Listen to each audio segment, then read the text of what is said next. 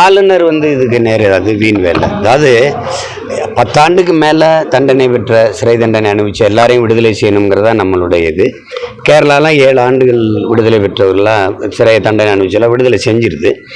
எல்லா மாநிலங்களும் இந்த செயல்பாட்டில் இருக்குது. குறிப்பாக ஐயா கருணாநிதி அவர்கள் முதல்வராக இருக்கும்போது 10 ஆண்டுக்கு மேலே சிறை தண்டனை பெற்றவர்களை விடுதலைன்னு தான் கொண்டு வந்தாங்க. அதில் தான் அம்மா லீலாவதி கொலை வழக்கில், தா கிருஷ்ணன் ஐயா கொலை வழக்கில் இருந்தவங்கெல்லாம் விடுதலை ஆனாங்க, உங்களுக்கு தெரியும்.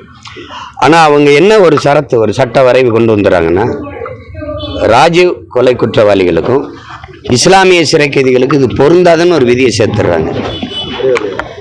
சொல்றது உங்களுக்கு விளங்குதுன்னு நினைக்கிறேன். அதனால அது பெருஞ்சிக்கலாக இருக்குது. அப்போ அந்த சட்டத்தையும் தகர்த்து நாங்கள் போகணும். இப்போ ஆளுநர் உங்களுக்கு தெரியும், பிஜேபிக்கு ஒரே கொள்கை நிலைப்பாடு தான்.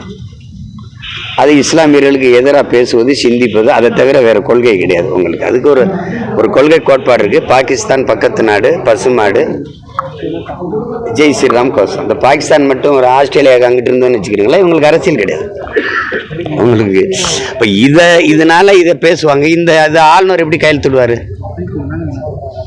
கையெழுத்திட மாட்டாருன்னு தெரிஞ்சே நான் முன்னகத்துறது எவ்வளோ பெரிய ஏமாற்று.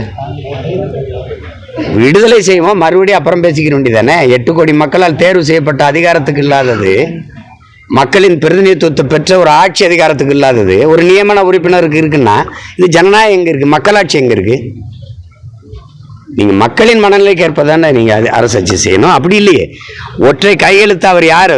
அவர் ஒரு நியமன உறுப்பினர், மக்களால் தேர்வு செய்யப்பட்டவரை. அப்போ அவருக்கு எல்லா அதிகாரம் இருக்குன்னா அப்போ தேர்தல் எதுக்கு? அப்புறம் மக்களாட்சிங்கிற வார்த்தை எது இருக்கு? அப்போ ஜனநாயகங்கிற சொல்லுது இருக்கு. அப்பெல்லாம் எதுக்குது? அதனால அது இப்போ எங்ககிட்ட அதிகாரம் இருந்ததுன்னா கையெழுத்தது அப்புறம் பார்க்கலாம் தர அப்படின்னா எவ்வளோ நேரம் ஆயிரும்? என்ன பண்ணுவீங்க? நீங்கள் ஒரு வழக்கு போடுவீங்களா? சரி, அந்த வழக்கை எதிர்கொண்டுட்டு போகிறோம், அவ்வளோதானே. அது நினைக்கணும், அதுக்கு ஒரு நோக்கம் இருக்கணும். அது இல்லை, இப்போ அது பேசி பயன் இல்லை. பாதகம் செய்பவரை கண்டால் நாம் பயங்கொள்ளலாகாது பாப்பா, மோதி மிதித்து விடு பாப்பா, அவர் முகத்தில் உமிழ்ந்து விடு பாப்பா. அண்மை செய்திகளை உடனுக்குடன் தெரிந்து கொள்ள இணைந்திருங்கள் இயம்நாடு தொலைக்காட்சியுடன்.